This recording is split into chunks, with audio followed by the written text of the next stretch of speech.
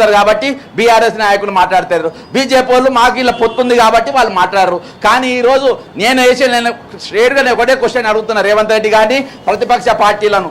ఈరోజు metro pillar కట్టేటప్పుడు పైన ట్రైన్ పోయేదాన్ని దాని బరువును వేసుకుంటారా, లేకుంటే రేపు అడ్వర్టైజ్మెంట్ బోర్డులు పెట్టినా అవి అంత ఇనుప కళ్యాలు మొత్తం బిగించినా ఆ బరువు కూడా మోసేటట్టుగా మీరు ప్లానింగ్ చేసి కట్టినరా? ఈరోజు హెచ్ఎంఆర్ఎల్ చెప్పాల్సిన బాధ్యత మీ పైన ఉన్నది, ముఖ్యమంత్రి రేవంత్ రెడ్డి గారు చెప్పాల్సిన బాధ్యత మీ పైన ఉన్నది, హైడ్రా రంగనాథ్ గారు వచ్చి మాట్లాడాల్సిన బాధ్యత మీ పైన ఉన్నది.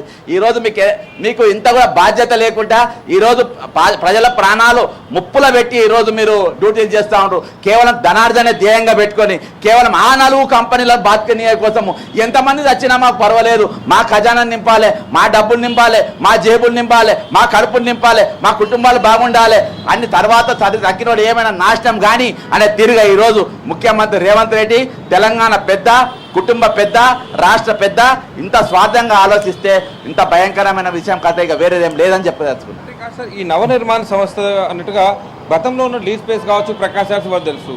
ఎందుకు ఈ నవనిర్మాణ సంస్థకు ఇంత మేర దాన్ని తెర మీద తీసుకురావాలనుకుంటున్నారు? దానికంటే కొన్ని చోట్ల మన శంషాబాద్లో నిన్న మాట్లాడుకున్నట్లయితే 10 కోట్ల రూపాయలైనటువంటి టెండర్ను అక్కడ అది వద్దు, 60 లక్షలు అంటే 23 లక్షలు చాలు, నవనిర్మాణకే ఇచ్చేద్దామన్నట్టు అంత సహృదయం అనుకోవచ్చు మున్సిపల్ కమిషనర్ కావచ్చు అక్కడ ఉన్నటువంటి. ఎందుకు ఈ నవనిర్మాణ తెర మీదకి వస్తుంది? ఎవరు దీన్ని అనుకుంటొచ్చు?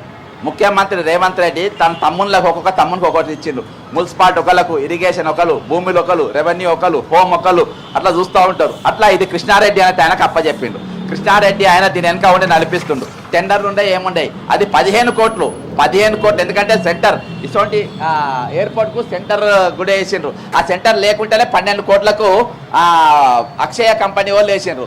కానీ వీళ్ళు ఏం చేసిండ్రంటే ఈరోజు కేవలం 63 లక్షలు ఇచ్చిండ్రు నవనిర్మాణం వాళ్ళకి ఇచ్చేయాలని చెప్పిండ్రు. అక్కడిదే కాదు కంటోన్మెంట్ ఇచ్చిండ్రు, మీకు చాలా ఏరియాలలో ఆ విధంగా అక్రమంగా ఇచ్చిండ్రు. ఈరోజు ప్రభుత్వ ఆదాయాన్ని గండిగొట్టే కంపెనీ మీదకి ఎందుకు ఇచ్చిండ్రు?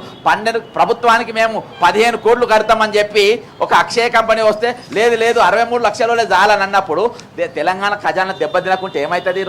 ఈరోజు అప్పులప్పాలు కాకుంటే ఏమవుతుంది? ఈరోజు ప్రభుత్వ ఖజానాకు పోవాల్సిన డబ్బులు మీ ఖజానాకు వస్తే ఈరోజు నష్టం జరగకుంటే ఏమవుతుంది?